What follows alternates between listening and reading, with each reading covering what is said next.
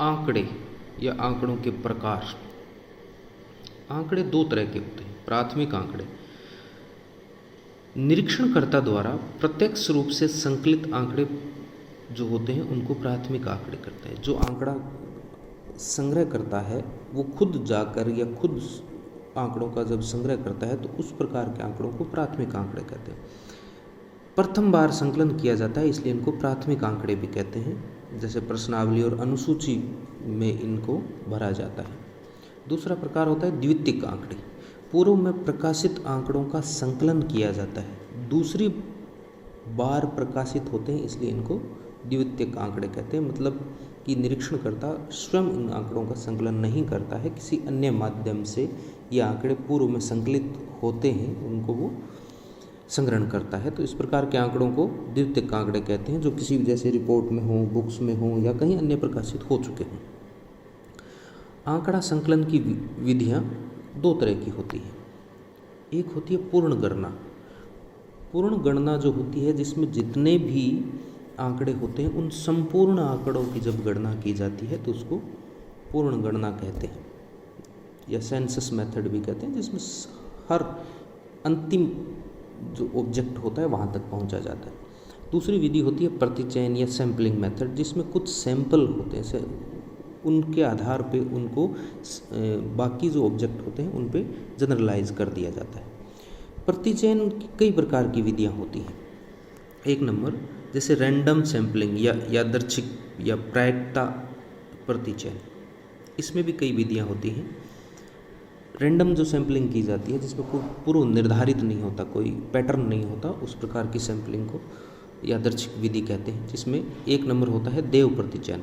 समग्र में प्रत्येक इकाई को चयन का जब अवसर मिले, श्रेष्ठ है ये और प्राकृतिक विधि है, वस्तुनिष्ठ और वैज्ञानिक है। इसमें लॉटरी द्वारा, निश्चित क्रम द्वारा, रैंडम टेबल द्वारा चयन किया जाता है। इसकी एक कमी है, इसमें प्रतिनिधित्व की कमी होती है।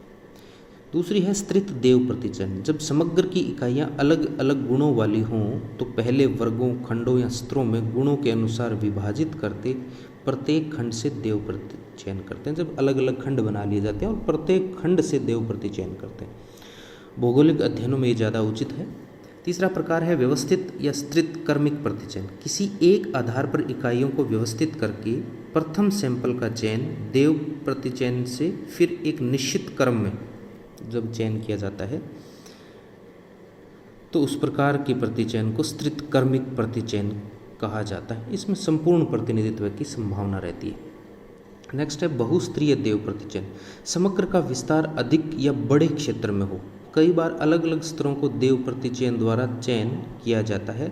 पदानुक्रमीय प्रतिचयन भी कहते हैं इसको।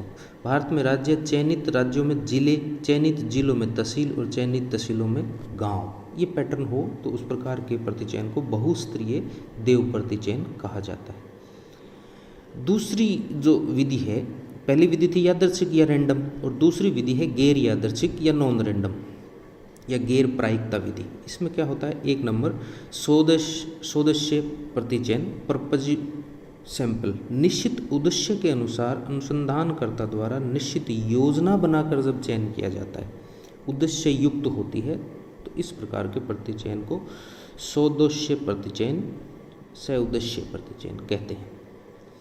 दूसरी है कोटा प्रतिचयन। अलग अलग वर्गों में से निश्चित कोटा बना लिया जाता है, उसमें से जब सैंपल का चयन किया जाता है तो उसको कोटा प्रतिचयन कहते हैं। तीसरी है सुविधा अनुसार। सुविधा अनुसार चयन जब समग्र की पूर्ण सूची ने हो, अपनी इच्छा के अनुसार जब कर लिया जाता है तो उसको सुविधा अनुसार कहते हैं। विस्तृत प्रतिचयन, लगभग पूर्ण प्रतिचयन जो होता है, जो सेंसस के आसपास पहुंच रहा हो तो उसको विस्तृत प्रतिचयन विधि कहते हैं। बहुचरण प्रतिचयन, किसी तथ्य से संबंधित कई उप सूचनाएं एकत्रित करनी हो तो एक साथ कई प्रकार का प्रतिचयन किया जाता है। इस प्रकार की विधि को बहुचरण प्रतिचयन कहते हैं।